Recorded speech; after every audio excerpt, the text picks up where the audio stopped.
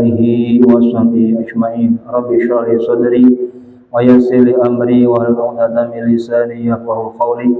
Allahumma hdina wahdi bina waj'alna sababan liman ihtada. Alhamdulillah, syukur kita pada Allah Subhanahu wa taala yang telah melimpahkan nikmat dan karunia-Nya kepada kita semua. Kita masih diberikan kesehatan, diberikan kesempatan, dan yang paling utama kita masih ditetapkan dalam keadaan iman, dalam keadaan Islam. Sallallahu alaihi wasallam, semoga tercurah kehadiran baginda Nabi Agung Muhammad sallallahu alaihi wasallam yang kita harapkan syafaatnya kelak di hari kiamat. Allahumma amin. Jamaah yang mulia, teruskan pengajian kitab Tafsir Jalalain rutinan setiap Ahad, malam Ahad keempat setiap bulan di Masjid Nurul Huda di Desa Sejambi, Kecamatan Wonokerto. Wonokerto Wetan. Desa Wonokerto Wetan, Kecamatan Wonokerto. Mudah-mudahan bisa istiqomah dan bisa membawa manfaat di dunia wal akhirah. Allahumma amin. Jamaah yang mulia, bapak-bapak, ibu-ibu, adik-adik yang dirahmati Allah Subhanahu wa taala. Insyaallah kita akan bahas sedikit tentang firman Allah Subhanahu wa taala surat Al-Baqarah mulai dari ayat 197 sampai nanti ayat ke 203. Ayat 197 sampai 203. Ini tentang haji. Karena kebetulan ini kita juga para jamaah haji sudah mulai berangkat di Kota Pekalongan, Kabupaten Pekalongan ini sudah pada berangkat, dan di seluruh penjuru dunia sudah mulai berdatangan. Ada yang langsung ke Madinah, ada juga yang ke Makkah. Nah, haji ini merupakan rukun Islam yang kelima, yaitu setelah syahadat, sholat, puasa, zakat, kemudian haji. Ini bagi orang yang mampu. Dan haji ini ada waktunya sendiri. Tidak bisa misalnya orang haji di bulan Ramadan, ini tidak bisa. Atau di bulan Rabiul Awal, ini tidak bisa. Ada ketentuan-ketentuan sendiri, ada waktunya tersendiri. Ini sebagaimana firman Allah Subhanahu wa taala dalam surat Al-Baqarah ayat 197. A'udzubillahi minasyaitonir rajim. Bismillahirrahmanirrahim. Al-hajju asyhurun ma'lumat. Faman farada fihinna al-hajja fala rafatha wala fusuqa wala jidala fil hajj. Wa ma taf'alu min khairin ya'lamuhu Allah wa tazawwadu fa inna khayra zadi taqwa. Haji ini ada di bulan-bulan yang sudah ditentukan. Dalam tafsirnya ini dikatakan bulan Syawal, bulan Dzulqa'dah, dan 10 malam dari bulan Dzulhijjah. Jadi sudah ditentukan orang haji. Fama farada fil hajj, barang siapa yang diwajibkan baginya melaksanakan ibadah haji, maka tidak diperkenankan dia melakukan rafath. Rafath ini ditafsiri dengan jima, hubungan suami istri.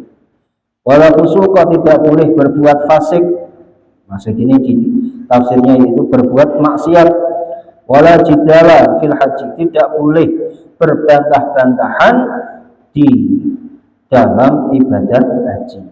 Jadi ini orang yang melakukan ibadah haji itu, pertama ayat ini menerangkan ada waktu-waktu tertentu, yaitu bulan Syawal, Dzulqa'dah, kemudian 10 malam Dzulhijjah, 1 sampai malam 10 Dzulhijjah.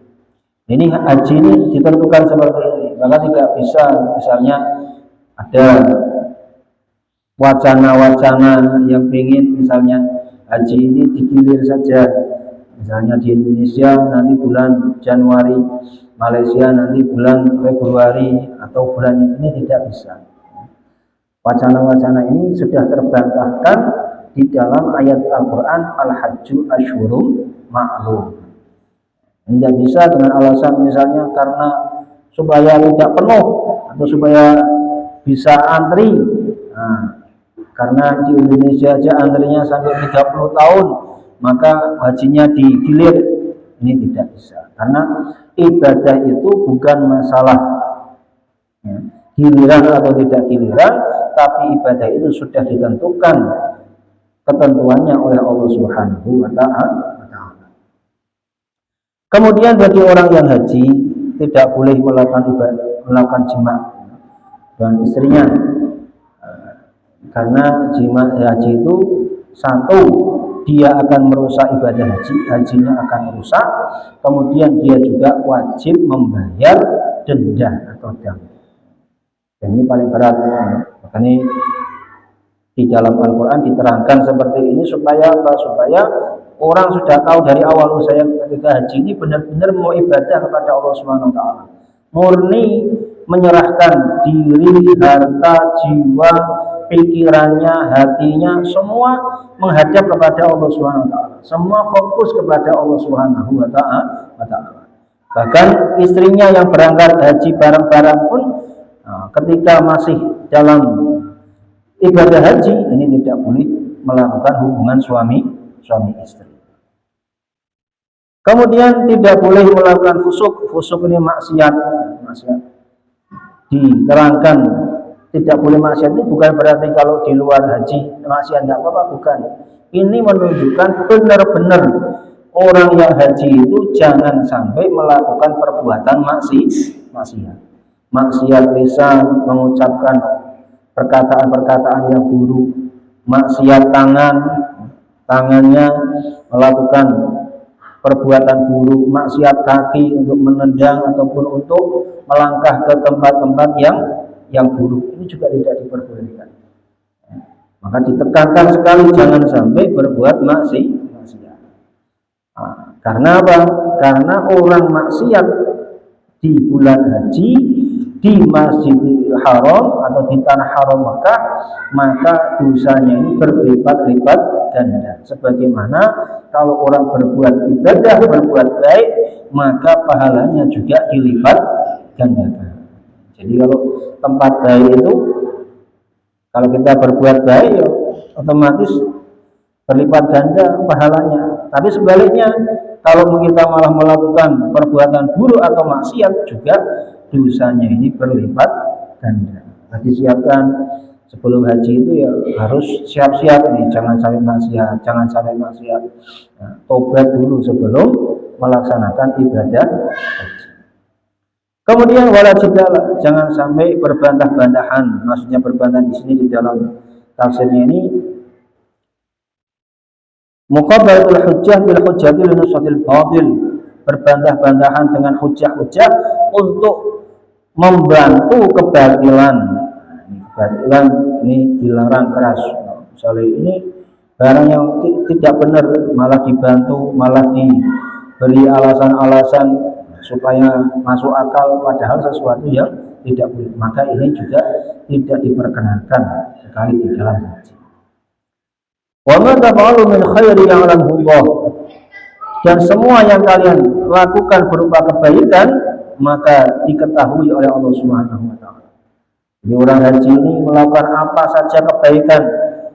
Di sini dicontohkan sebagaimana sedekah. Orang sedekah di tanah suci otomatis pahalanya dilipat gandakan. Orang sholat 1 rakaat di Masjidil Haram pahalanya seperti 100.000 rakaat di masjid selain Masjidil Haram. Orang sholat 1 rakaat di Masjid Nabawi pahalanya seperti 1000 rakaat sholat di selain Masjid Nabawi dan Masjidil Haram. Makanya apa yang dilakukan oleh orang yang melakukan ibadah haji, maka semua diketahui oleh Allah Subhanahu wa Ta'ala dan akan dibalas dengan balasan yang berlipat-lipat ganda oleh Allah Subhanahu wa Ta'ala. Nah, orang haji itu memang Harusnya sebelum haji itu dilatih ibadah dulu, dilatih untuk zikiran, dilatih untuk sholatnya, dilatih untuk sedekahnya, dilatih untuk zikirannya. Jadi amalan-amalan baik dilatih sehingga nanti ketika melaksanakan ibadah haji, ya, dia tinggal melaksanakan saja. Tapi bagi orang-orang yang tidak biasa melakukan kebaikan, kadang-kadang ini di tempat haji itu malah melakukan keburukan. Kadang-kadang di tempat haji malah tukaran, malah pisuh-pisuhan, caci mencaci. Bahkan kadang-kadang sampai ada yang kontak fisik, ya, berkelahi dan sebagainya. Jangan sampai seperti itu. Harus banyak sabarnya, banyak terimonya, banyak tawakalnya kepada Allah Subhanahu wa Ta'ala. Karena memang di pas ibadah haji itu juga memang ujiannya berat, apalagi nanti kalau pas wukuf, ya, wukuf ini di Arafah itu kondisinya panas sekali. Kalau di sini paling panasnya itu 30 derajat, 35 paling banter. Di sana ini sampai 50 derajat banget. Sudah. Jadi panasnya di sini, ya, itu belum apa-apanya di sana. Udaranya di Indonesia itu maksudnya. Nah, di sana kalau sudah pas 50-55 derajat itu panas, otomatis orang juga pikirannya juga panas. Jadi artinya gampang panas, apa-apa mudah panas, mudah marah, mudah emosi. Nah ini harus ditahan. Orang haji itu yang ditata sebelum melaksanakan ibadah haji, bukan cuma bekal uang saja, bukan cuma bekal materi saja, tapi yang paling penting juga bekal agama, bekal amal, bekal ilmu. Kemudian watazawwadu fa inna khairaz zadi taqwa wattaquni ya ulil albab. Berbekalah kalian karena sesungguhnya bekal sebaik-baik bekal adalah sifat takwa, dan bertakwalah kalian kepadaku wahai orang-orang yang memiliki akal. Jadi ini ayat ini turun karena pada waktu itu orang-orang penduduk Yaman ini dulu miskin. Kemudian mereka ini datang ke Mekah ibadah haji, mereka tidak membawa bekal. Dalam hadis, dalam caranya, di dalam tafsir jalan itu bukan seperti itu. Sehingga akhirnya mereka kadang-kadang minta-minta kepada orang-orang. Jadi tidak bawa bekal, Pak. Tidak ditafakuti dulu, tidak bawa sangu, tapi yang penting berangkat. Nah, ketika sampai di sana, otomatis kan tidak punya uang untuk makan, untuk minum, untuk apa. Akhirnya kadang minta-minta kepada orang lain. Maka turun ayat ini. Jadi berbekalah, ya. Ke sana itu ya harus bekal. Dan sebaik-baik bekal adalah sifat takwa. Takwa kepada Allah artinya tidak minta-minta kepada makhluk. Jangan sampai orang sudah ibadah haji malah digunakan untuk meminta-minta. Nah, tapi loh, nanti di Mekah itu nanti banyak pengemis-pengemis, ya. Ya, kadang itu sudah jobnya itu. Ya. Jadi di sana itu pengemis itu nanti banyak karena tahu ibadah haji ini orang haji ini kan mesti senangnya sedekah, Pak. Ya, senangnya berderma. Otomatis nanti banyak pengemis-pengemis itu, tapi bukan orang Saudi. Orang Saudi tidak ada yang sudah mengemis, mereka sudah cukup. Ya orang-orang dari luar negeri ini, orang-orang negara-negara lain itu pada perdagangan, kadang-kadang memanfaatkan momen haji untuk meminta-minta. Ini untuk akeh, Pak. Nah, misalnya untuk sedekah seareal itu kan sudah 4.000, Pak. Nah, jadi kan uang Saudi itu paling kecil itu 1 real. Real itu 4.000. Nah, biasanya uang sedekah ya rasa real, 5 real, 10 real. Uang sedekah 10 real berarti kan 40.000.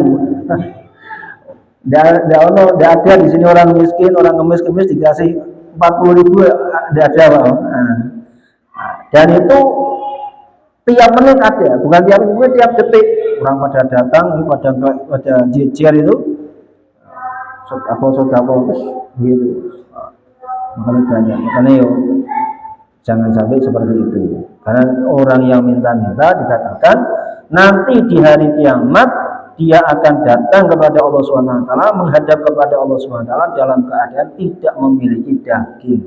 Oleh sebab itu masih ini sudah maksudnya karena tidak punya malu ketika di dunia. Ini seperti itu. Kemudian ayat selanjutnya, laisa 'alaikum junahun an tabtaghu fadlan min rabbikum. Tidak masalah bagi kalian, tidak ada dosa bagi kalian untuk mencari keutamaan atau rezeki dari Tuhan kalian.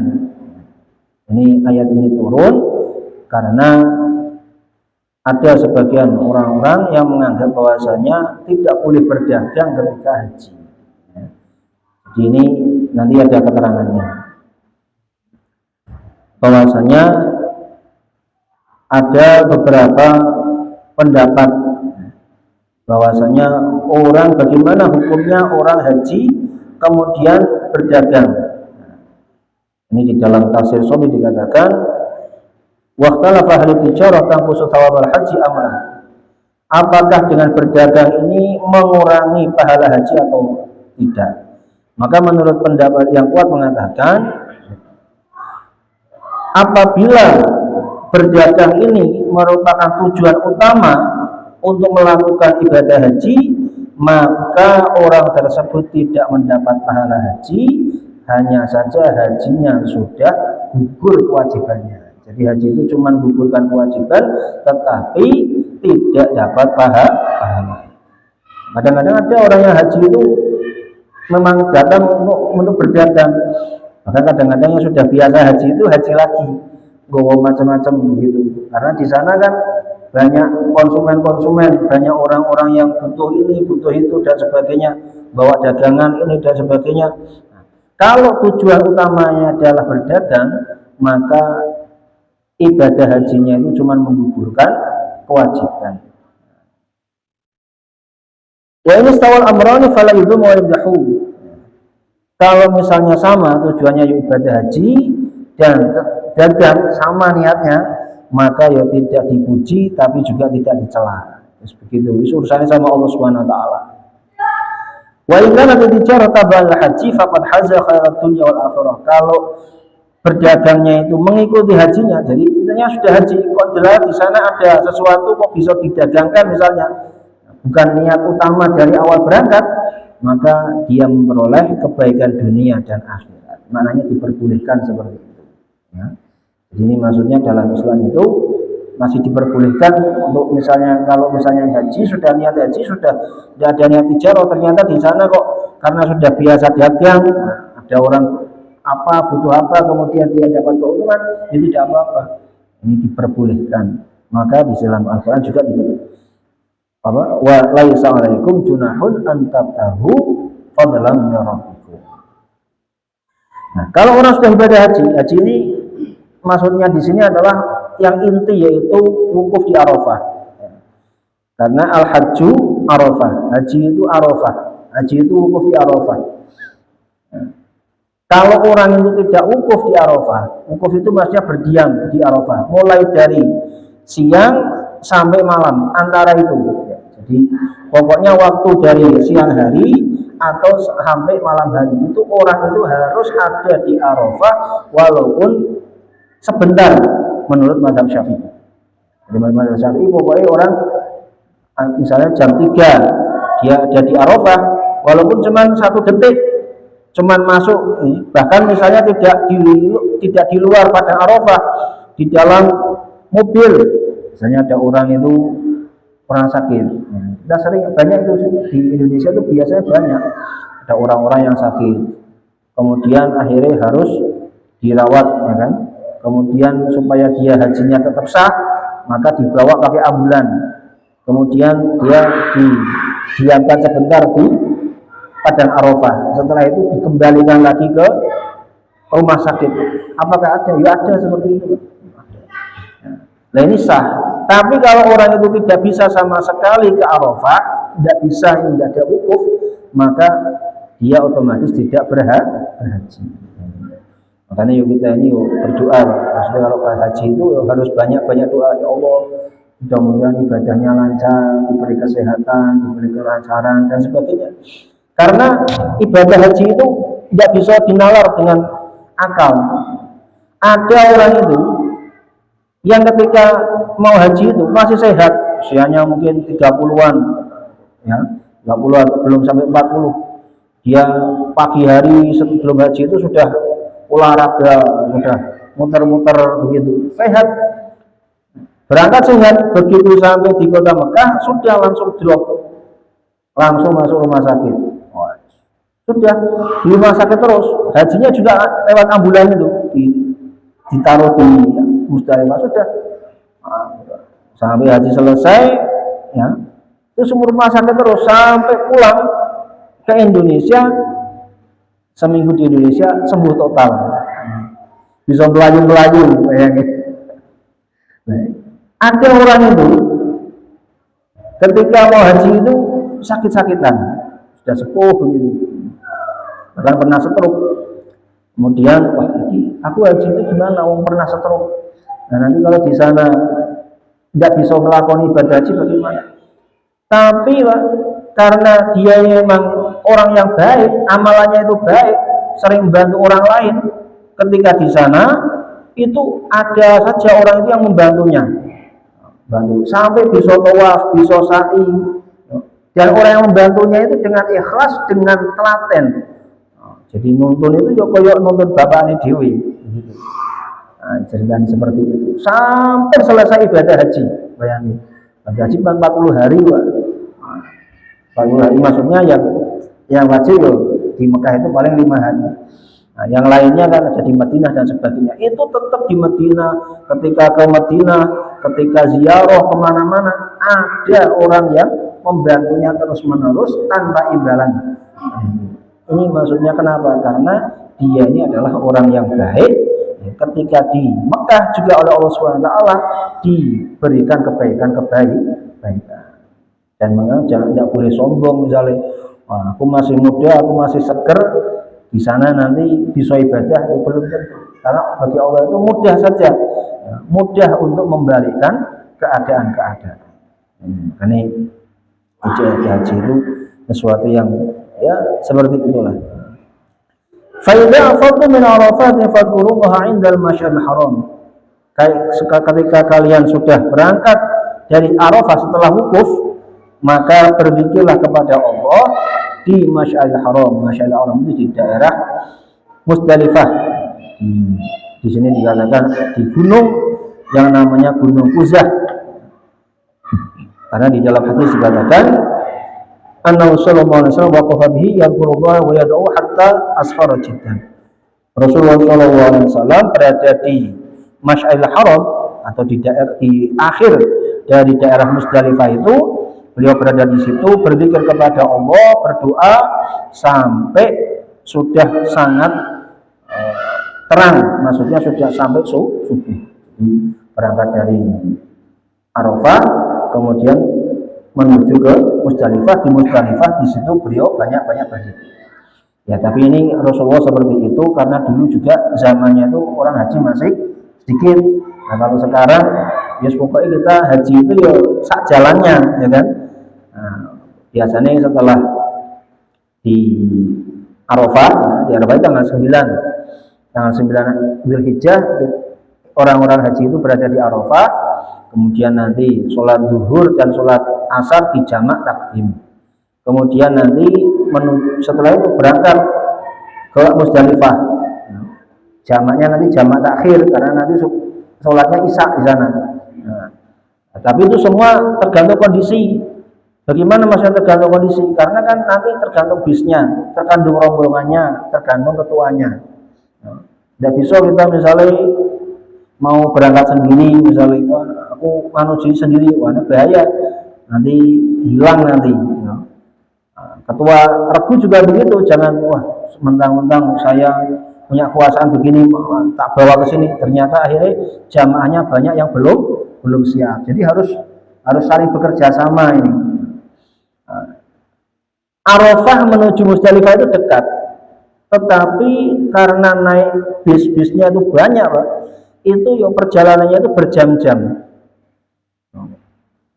Kalau berjalan kaki malah lebih dekat, tapi ya jangan berjalan kaki juga karena dia sudah ada bisnya sendiri. Jadi semuanya sudah harus diatur, karena kalau tidak diatur nanti besok ada hilang itu. Kadang-kadang ada orang yang hilang ini karena itu tidak ikut rombongan. Pokoknya ikut rombongan saja nanti. Lah di sana ini banyak berzikir. Kalau di Musdalifah disunahkan untuk mengambil jumroh, mengambil batu-batu kerikil ya, sebanyak 70 kali. Nah, nanti untuk melempar jumroh akobah. Setelah itu nanti untuk jumroh besok-besoknya. Ini cerita haji. Nah, kemudian setelah itu apa? Wadhkuru kama hadakum wa in kuntum min qablihi laminadh dhalin. Berzikirlah di sana sebagaimana engkau mendapat hidayah, walaupun sebelumnya engkau ini termasuk orang-orang yang tersesat. Maksudnya di sana banyak berzikir, mungkin di ketika belum haji melakukan banyak-banyak maksiat, melakukan banyak-banyak dosa. Nanti di haji ini berzikir kepada Allah Subhanahu wa taala. Kalau berzikir sungguh-sungguh, Allah akan rubah orang itu. Yang dulunya ahli maksiat bisa menjadi ahli taat. Yang dulunya itu ahli maksiat menjadi ahli ibadah. Ini haji, dan memang banyak orang-orang yang haji itu seperti itu. Nah, ini kalau memang orang yang sungguh-sungguh berhaji. Namun kalau orang yang tidak sungguh-sungguh berhaji, ya itu yang sulitnya itu seperti itu. Kadang-kadang orang berdatang haji saja, yang penting dia punya uang saja, yang penting punya harta saja. Kadang-kadang hajinya juga tidak ikut manasik, tidak ikut latihan. Ini itu harusnya amalnya apa, harusnya bagaimana, sehingga nanti salah-salah. Kadang-kadang sudah ihram, sudah pakai ihram seperti ini, nanti ngetoki kuku. Padahal ini kan ini dosa ini, ya kan? Ini dilarang. Sudah pakai ihram tidak boleh motong kuku, tidak boleh motong kumis, ya kan? Perempuan sudah ihram tidak boleh menutup wajahnya. Ketika pas ihram semua dibuka semua. Orang laki-laki ketika ihram tidak boleh pakai pakaian berjahit dan seterusnya. Ini harus tahu seperti itu. Juga harus tahu tidak boleh ngambil barang-barang di tanah haram. Dulu itu ada jamaah itu, karena dia itu pikirnya itu istilahnya ini tanahnya bagus gitu ya, mau jadi apa, dapat berkahnya ibaratnya, diambil itu kalau tidak salah di Musdalifah, ambil tanah itu Musdalifah. Kemudian di tanah haram itu diambil, setelah itu dimasukkan kantong, setelah itu dibawa ke Indonesia. Nah, setelah ke Indonesia ini, dia itu mimpinya tidak enak-enak pokoknya. Setelah haji itu pada haji, pokoknya ada orang yang kudu harus itu dikembalikan. Benar, dan memang begitu, tidak boleh ngambil barang-barang itu di tanah haram. Tanah ya boleh, misalnya batu-batu itu. Nah, ini kan saya batu tadi ngambil dari Musdalifah, mau kenang-kenangan, tak ambil misalnya, bawa pulang ke Indonesia, tidak boleh. Tanahnya tanah haram, batu-batunya tanah haram tidak boleh dibawa. Nah, itu akhirnya apa? Saya sama paman saya itu ketika berangkat haji, titip akhirnya, ini tolong pokoknya tanahnya dikembalikan lagi ke sana. Memang harus begitu. Kalau orang ngambil barang tanah haram dibawa pulang ke Indonesia, nanti barang itu harus dikembalikan lagi ke tempat semula. Jadi itu seperti itu. Dan ini harus tahu manasik seperti ini. Kalau tidak tahu, wes pokoknya artinya haji itu wes pokoknya yang penting di sana. Kalau sholat ya sholat, dikir-dikir, tidak seperti itu saja. Kadang-kadang ada hal-hal yang tidak diketahui. Karena tidak tahu, akhirnya malah menyalahi syariat. Kemudian ayat selanjutnya, "Tsumma afidu min haitsu afadha an-nas wastaghfirullah innallaha ghafurur rahim." Kemudian kamu pergilah, ya, sebagaimana orang-orang pergi dari tanah Arafah kemudian berzikirlah kepada Allah Subhanahu wa taala, sesungguhnya Allah taala Maha Pengampun, Maha Penyayang. Jadi antara lain di sana banyak istighfar, banyak berzikir kepada Allah. Dan ini dimulai ketika sebelum haji ini. Banyak baca-baca labbaik Allahumma labbaik. Kalau menurut mazhab Syafi'i ini diperbanyak labbaik Allahumma labbaik, ini hukumnya sunnah. Kalau menurut mazhab Imam Malik di dalam kitabnya dikatakan, kalau menurut Imam Malik itu mulai bacaan labbaik itu ketika mau berangkat haji, tapi kalau sudah di tanah Arafah ke Musdalifah itu sudah tidak disunahkan lagi. Ya, jadi kita kan mengikuti mazhab Syafi'i, maka kemana-mana baca labbaik, labbaik Allahumma labbaik, labbaik la syarika laka labbaik, innal hamda wan ni'mata laka wal mulk la syarika lak. Ini sering dibaca seperti ini. Artinya itu apa labbaik ini? Labbaik, aku penuhi panggilanmu ya Allah. Allahumma labbaik, labbaik la syarika lak, aku penuhi panggilanmu, tidak ada yang menyekutuimu ya Allah. Innal hamda wa ni'mata laka wal mulk, sesungguhnya pujian dan wal nikmat dan nikmat dan juga kerajaan ini hanya milik la syarikalah, tidak ada yang menyekutuai engkau ya Allah. Ini dibaca terus begitu ya, selama berada di sana, atau dibaca istighfar atau baca doa. Makanya sebelum haji itu doa-doa itu banyak dibaca, dihafal ya. Kalau seringan pakainya pakai ada buku doa itu dicantolkan begini ya kan. Nah, kadang-kadang ada yang ini doanya ini Rasulullah tidak doa seperti ini. Dia doa Rasulullah itu ya Rasulullah, doanya terserah Rasulullah, kita juga mengikuti. Pokoknya kita berdoa kepada Allah itu juga termasuk sudah mengikuti Rasulullah. Tidak harus lafadznya itu sama, itu tidak harus lafadznya itu seperti itu. Nanti kok orang pas begitu, ya tidak begitu. Ya berdoa dan kita hajat-hajat kita apa, yaitu kita doakan. Nah, kok ada tuntutannya misalnya ketika tawaf ya kan, kadang-kadang ada doanya ini tawaf pertama doanya seperti ini, tawaf kedua doanya seperti ini. Itu dari para ulama untuk memudahkan, supaya orang itu kalau tidak biasa berdoa, itu kalau baca doa itu ini mudah begitu dan bisa seragam ya. Kalau nanti doanya begini akhirnya kan kerepotan, orang awam ini kan tidak biasa. Nah, makanya dan juga supaya nanti kalau baca doa yang bahasa Arab itu tidak keliru-keliru. Nah ini yang penting, ini tidak keliru-keliru. Karena bahasa Arab itu, ini bahasa yang sensitif. Sedikit salah saja, panjang dengan pendek, ini maknanya bisa berbeda bahkan fatal. Contohnya, ini yang sering ini, makanya terutama teman-teman kalau adzan ini, ingatkan. Kalau adzan itu, baca lamnya asyhadu alla ilaha illallah itu, lamnya itu dipanjangkan. Jangan sampai lamnya itu dipendekkan. Asyhadu alla ilaha illallah. Lamnya itu asyhadu alla ilaha. Dari kata la ilaha ini, lamnya ini dibaca panjang. Kenapa harus dibaca panjang? Karena la itu kalau panjang itu berarti la nafi. La itu artinya tidak. La ilaha maknanya tidak ada Tuhan illallah kecuali Allah. Tapi kalau la-nya itu tidak dibaca panjang, asyhadu alla ilaha. So ada yang kadang-kadang ada yang ada itu seperti itu. Aku bisa la ilaha itu maknanya, la itu kalau tidak dibaca panjang, la-nya itu jadi la taukid. La taukid itu maknanya sesungguhnya.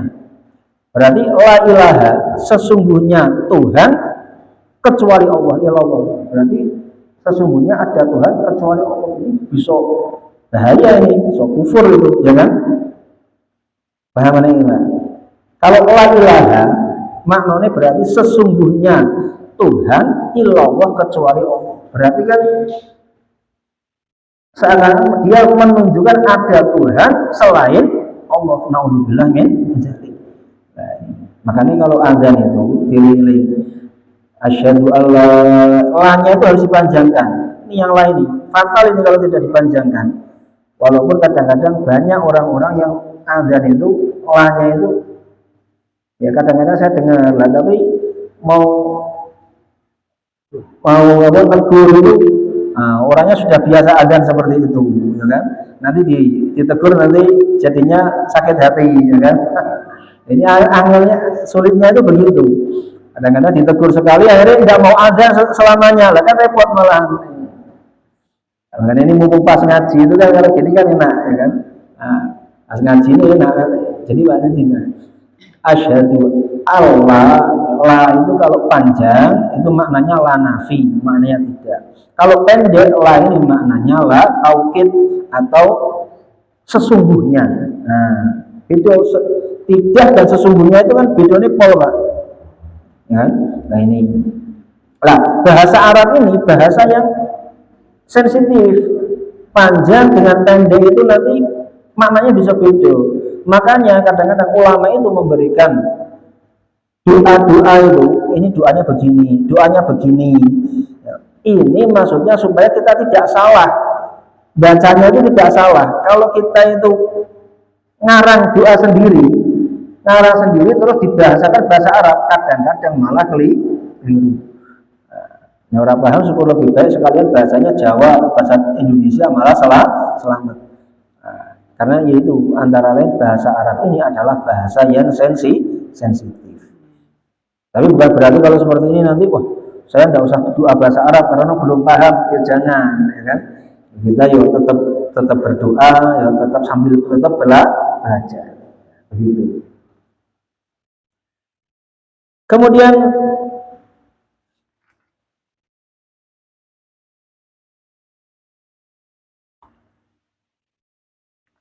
ayat selanjutnya, fa idza qadaytum manasikakum fadhkurullaha kadzikrum aba'akum aw ashadda dzikra. Ketika kalian sudah melaksanakan manasik kalian, manasik ibadah haji ini,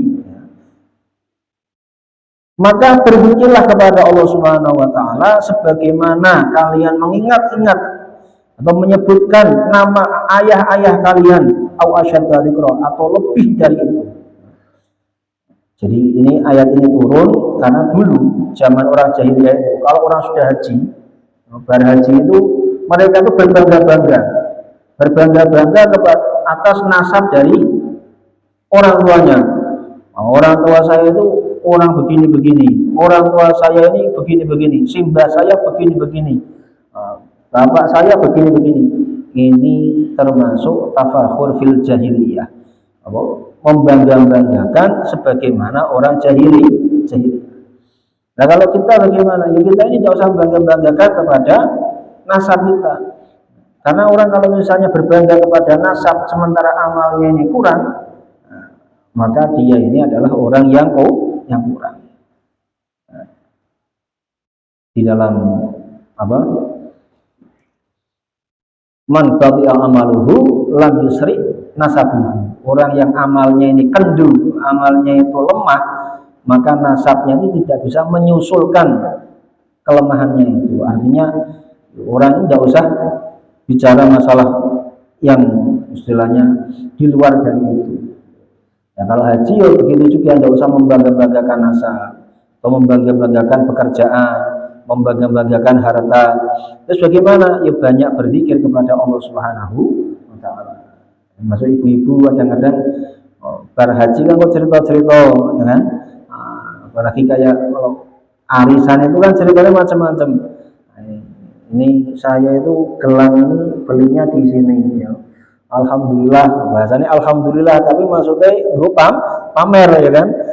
Alhamdulillah, saya kemarin baru beli gelang, kok murah ya? Saya beli gelang 20 gram katanya. Setelah itu saya beli lagi nih, beli yang lebih bagus lagi katanya, itu murah katanya. Ini tidak usah cerita-cerita seperti itu. Haji itu pokoknya ceritanya penghambaan kita kepada Allah. Haji itu isinya berzikir kepada Allah. Allah, minta ampun supaya dosa-dosanya itu diampuni dan berdoa sebanyak-banyaknya kepada Allah. Intinya itu begitu, supaya ibadah ini diterima, supaya diridhoi oleh Allah Subhanahu wa Ta'ala. Kemudian disebutkan lagi ini, faminan nasi may yaqulu rabbana atina. Ini ayat selanjutnya. Faminan nasi may yaqulu rabbana atina fid dunya wa ma lahu fil akhirati min khalaq. Sebagian di antara manusia ada orang itu yang berdoa, ya Allah berikanlah kami kebaikan di dunia, wa ma lahu fil akhirati min khalaq.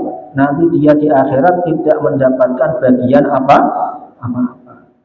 Kadang orang juga haji begitu, karena haji, karena dipikir sudah habis uang banyak, ya kan? Uang untuk biaya haji sudah banyak, nanti untuk beli oleh-oleh juga banyak, meninggali juga banyak. Akhirnya pengen, masya Allah, mudah-mudahan nanti setelah haji ini rezekinya tambah lancar, uangnya tambah banyak, bisa tempel ini, tempel rumah, tempel motor, tempel macam-macam. Orang tidak dipikir doa untuk akhirat. Dan ini memang kadang-kadang ada seperti itu. Bahkan kadang ada orang yang umroh itu niatnya supaya tambah kaya. Kalau doa di sana kan makbul, ya kan? Umroh bayar paling 30 juta. Nanti kalau sudah umroh doa di sana, tambah sugih. Nah ini tidak benar seperti ini. Ya umroh itu ya untuk ibadah, bukan untuk tambah sugih, itu bukan. Nah, maka ini diingatkan juga. Kadang ada orang yang memang doanya itu urusannya dunia saja. Ada katanya itu ada orang yang doanya itu di depan Ka'bah itu al-fulus terus duit gitu loh. Bagaimana? Nah, tapi ternyata dia pulang-pulang kaya raya, Pak. Tapi wa ma lahu fil akhirati min khalaq. Nanti kalau di akhirat tidak dapat apa-apa. Sudah dikasih sama Allah. Karena doa di haji di Masjidil Haram atau di Madinah, di tempat-tempat yang dimuliakan oleh Allah, ini doa ini mustajab. Maka sayang kalau hanya didoakan untuk mengharapkan urusan dunia. Walaupun itu akan tercapai juga. Misalnya doanya urusan dunia, itu tercapai juga. Makanya ini diingatkan. Lah, bagaimana harusnya? Wa minhum may yaqulu rabbana atina fid dunya hasanatan wa fil akhirati hasanah wa qina adzabannar. Sebagian di antara kaum ini ada orang yang berdoa, wahai Tuhan kami, berikanlah kami kebaikan di dunia dan kebaikan di akhirat, dan jagalah kami dari siksa neraka. Yang benar itu doanya begini. Mudah-mudahan doanya ya biar selamat di dunianya, baik di dunianya, urusan dunianya juga lancar, dan yang paling penting urusan akhiratnya juga baik. Nanti jangan sampai disiksa kubur, ya Allah. Jangan sampai nanti saya susah ketika di padang mahsyar. Jangan sampai saya susah nanti ketika hisab. Jangan sampai saya masuk ke dalam neraka walaupun sekejap, walaupun sebentar. Itu doa terus seperti itu. Jangan, dan juga masukkan saya ke dalam surga bersama keluarga saya, istri saya, anak-anak saya, keluarga saya, orang-orang terdekat saya, kalau bisa, dan seluruh kaum muslimin dan muslimat. Begitu doanya. Ini doa juga untuk akhirat. Kalau orang Jawa ya mendoakan kepada kaum muslimin semua supaya dapat hidayah, ya begitu, supaya dapat ridho dari Allah Subhanahu wa Ta'ala, begitu. Jadi doanya ini jangan khusus melulu urusan dunia. Ini kita tadi tentang masalah ibadah haji. Yang penting kita sudah tahu masalah seperti ini, dan juga kita niatkan. Kita harus niat untuk bisa haji, karena ini termasuk rukun. Masalah nanti berangkat atau tidak berangkat, Allah Subhanahu wa Ta'ala yang akan memberangkatkan. Betapa banyak orang-orang yang dulunya biasa, akhirnya kemudian oleh Allah Subhanahu wa Ta'ala dimudahkan untuk bisa berangkat ibadah haji. Ya. Lah terus katanya ibadah haji harus nunggu 30 tahun.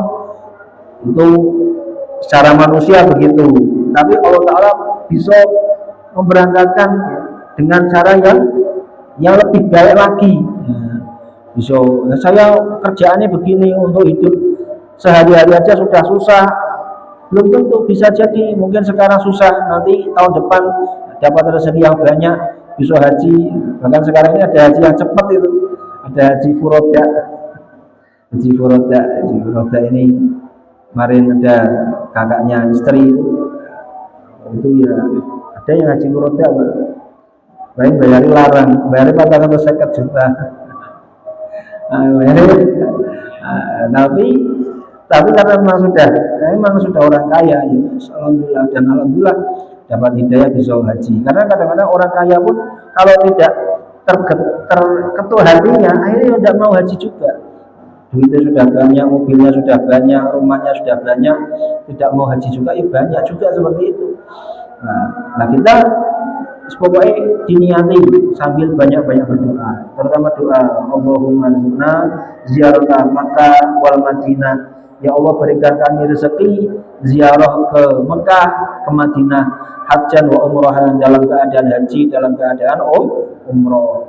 Atau doa Allahumma rzuqna hajjan mabrura wa sa'yan mashkura wa dzamban maghfura wa tijaratan la tabur. Berdoa, ya Allah berikan kami rezeki berupa haji yang mabrur, ya, sa'i yang diterima, kemudian dosa yang diampuni, dan amal yang diterima. Ini doa seperti ini. Walaupun kita ini belum haji, ini insya Allah bisa oleh Allah Subhanahu Wa Taala diberangkatkan haji. Dan terus lagi ini tambahan. Walaupun kita belum haji bisa ke sana, ada amalan yang bisa seperti haji secara sempurna. Yaitu apa? Dalam hadis dikatakan orang yang sholat qobliyah subuh, kemudian sholat subuh berjamaah, kemudian dia duduk di tempat sholatnya sampai isyraq, kemudian setelah itu sholat isyraq 2 rakaat, maka dia seperti melakukan ibadah haji, dapat pahalanya haji tamatan, sempurna. Ya Rasulullah seperti itu. Maka kita ini, terutama jamaah-jamaah ini, ya, kalau setelah subuh, misalnya dengar bayan, kalau bisa jangan ngantuk. Jadi kan sudah qobliyah lah. Kemudian sudah sholatnya berjamaah. Dengan bayan yo jangan sampai ngantuk, supaya nanti bisa beribaratnya tetap dianggap zikir. Nah, kemudian sampai kapan? Sampai isyraq. Nah, setelah isyraq nanti baru sholat 2 rakaat sholat isyraq. Ini nanti pahalanya seperti haji dan umroh sempurna. Nah, makanya kita biasakan. Ya, kalau di tempat saya sudah tak biasakan begitu. Ngaji bersyukur ya, ngaji Quran sampai isyraq. Setelah isyraq baru sholat 2 rakaat, baru mau istirahat, mau apa-apa. Maksudnya apa? Supaya bisa dapat ini fadilah ini, haji dan umroh sempurna, walaupun misalnya belum bisa pergi haji ke sana. Ya, ini diniati, apalagi kalau sedang keluar ini kan mudah, Pak. Sedang dakwah ini kan mudah, ya, tidak ada urusan dunia dan sebagainya. Maka jangan sampai belum sholat isyraq kemana-mana, ini kalau bisa tetap di tempatnya musolanya, sambil berzikir atau apa sampai isyraq baru sholat isyraq 2 rakaat. Mudah-mudahan Allah Subhanahu Wa Taala memberikan kita kepahaman, mudah-mudahan Allah Subhanahu Wa Taala memberikan kita kesempatan untuk berhaji, melakukan umrah ke Makkah, Madinah, kemudian menjadi orang-orang yang diterima hajinya, haji mabrur, dan mudah-mudahan Allah tetapkan iman Islam kita istiqomah sampai kita wafat dalam keadaan husnul khotimah. Al-Fatihah. Bismillahirrahmanirrahim. Alhamdulillahirabbil alamin.